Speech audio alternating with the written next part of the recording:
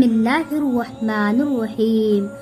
90 میل جانے کے بعد 9 برس تک نبی اکرم صلی اللہ علیہ وسلم مکہ مکرمہ میں تبلیغ فرماتے رہے اور قوم کی ہدایت اور اصلاح کی کوشش فرماتے رہے، لیکن تھوڑی سی ایسی جماعت کے سوا جو مسلمان ہو گئی تھی اور تھوڑے سے ایسے لوگوں کے علاوہ جو باوجود مسلمان نہ ہونے کے آپ کی مدد کرتے تھے، اکثر کافر آپ کو اور آپ کے صحابہ رضی اللہ عنہ کو ہر طرح کی تکلیفیں پہنچاتے تھے، مذاقیں اڑاتے تھے اور جو ہو سکتا تھا اس سے درگزر کرتے تھے۔ حضور صلی اللہ علیہ وسلم کے چاچا ابو طالب بھی انہی نیک دل لوگوں میں تھے جو باوجود مسلمان نہ ہونے کے حضور صلی اللہ علیہ وسلم کی ہر قسم کی مدد کرتے تھے۔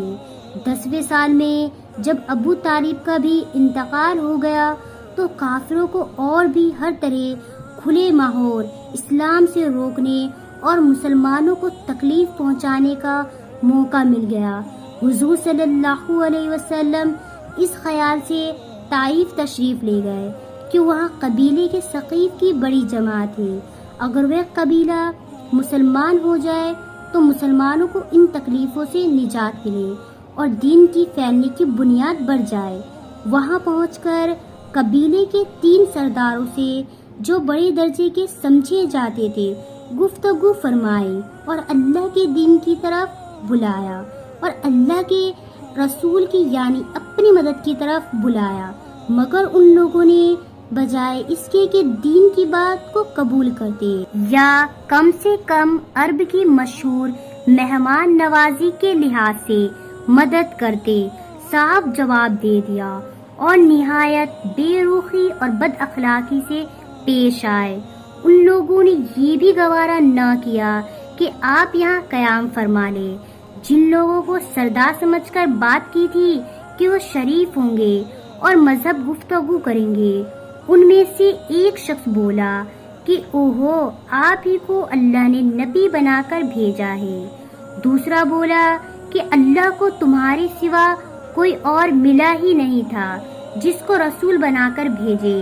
تیسرے نے کہا میں تجھ سے بات کرنا نہیں چاہتا، اس لیے کہ اگر تو واقعی نبی ہے جیسا کہ دعویٰ ہے تو تیری بات سے انکار کر دینا مصیبت سے خالی نہیں، اور اگر تو جھوٹا ہے تو میں ایسے شخص سے بات کرنا نہیں چاہتا۔ اس کے بعد ان لوگوں سے نا امید ہو کر حضور اکرم صلی اللہ علیہ وسلم نے اور لوگوں سے بات کرنے کا ارادہ فرمایا کہ آپ تو ہمت اور استقبال کے پہاڑ تھے، مگر کسی نے بھی قبول نہ کیا، بلکہ بجائے قبول کرنے کے حضور صلی اللہ علیہ وسلم سے کہا کہ ہمارے شہر سے فوراً نکل جاؤ اور جہاں تمہاری چاہت کی جگہ ہو وہاں چلے جاؤ۔ حضور اکرم صلی اللہ علیہ وسلم جب ان لوگوں سے بالکل مایوس ہو کر واپس ہونے لگے تو ان لوگوں نے شہر کے لڑکوں کو پیچھے لگا دیا کہ آپ کا مذاق اڑائے، تالیاں پیٹے، پتھر مارے، حتیٰ کہ آپ صلی اللہ علیہ وسلم کے دونوں جوتے خون کے جاری ہونے سے رنگین ہو گئے۔ حضور اقدس صلی اللہ علیہ وسلم اسی حالات میں واپس ہوئے۔ جب راستے میں ایک جگہ ان لوگوں سے اطمینان ہوئے تو حضور صلی اللہ علیہ وسلم نے یہ دعا مانگی، اے اللہ تجھے سے شکایت کرتا ہوں میں اپنی کمزوری اور بے کسی کی اور لوگوں میں ذلت رسوائی کی۔ اے رحم الراحمین، تو ہی ضعفاء کا رب ہے اور تو ہی میرا پروردگار ہے۔ تو مجھے کس کے حوالے کرتا ہے؟ کسی اجنبی بیگانے کے جو مجھے دیکھ کر طرح شروع ہوتا ہے اور مجھے چڑھاتے ہیں، یا کسی دشمن کے جس کو تو نے مجھ پر قابو دے دیا۔ اے اللہ، اگر تو مجھ سے ناراض نہیں ہے تو مجھے کسی کی بھی پرواہ نہیں ہے، تیری حفاظت مجھے کافی ہے۔ میں تیرے چہرے کے اس نور کے طفیل سے جس سے تمام اندھیریاں روشن ہو گئے اور جس سے دنیا اور آخرت کے سارے کام درست ہو جاتے ہیں، اس بات سے پناہ مانگتا ہوں کہ مجھ پر تیرا غصہ ہو یا تو مجھ سے ناراض ہو۔ تیری ناراضگی کا اس وقت تک دور کرنا ضروری ہے جب تک تو راضی نہ ہو۔ تیرے سوا کوئی طاقت ہے نہ کوئی قوت ہے۔ مالک الملک کی شان قہاری کو اس پر جوش آنا ہی تھا کہ حضرت جبرائیل علیہ السلام نے آ کر سلام کیا اور عرض کیا کہ اللہ تعالیٰ نے آپ کی قوم کی وہ گفتگو جو آپ سے ہوئی سنی اور ان کے جوابات سنے، اور ایک فرشتے کو جس کے متعلق پہاڑوں کی خدمت ہے آپ کے پاس بھیجا ہے کہ آپ جو چاہے اس کو حکم دے۔ اس کے بعد اس فرشتے نے سلام کیا اور عرض کیا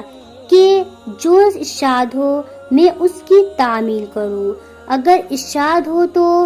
دونوں جانب کے پہاڑوں کو ملا دوں جس سے یہ سب درمیان میں کچلے جائے، یا اور جو سزا آپ تجویز فرمائے۔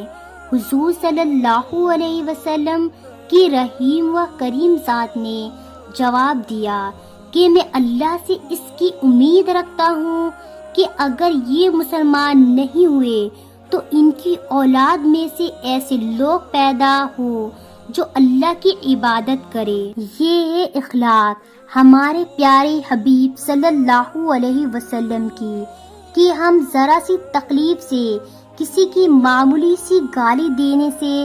ایسے بھڑک جاتے ہیں کہ عمر بھر بھی اس کا بدلہ نہیں اترتا۔ ظلم پر ظلم اس پر کرتے رہتے ہیں اور دعویٰ کرتے ہیں اپنے محمدی ہونے کا، نبی کے پیروی ہونے کا۔ نبی کریم صلی اللہ علیہ وسلم اتنی سخت تکلیف اور مشقت اٹھانے کے باوجود نہ بد دعا فرماتے تھے اور نہ کوئی بدلہ لیتے تھے۔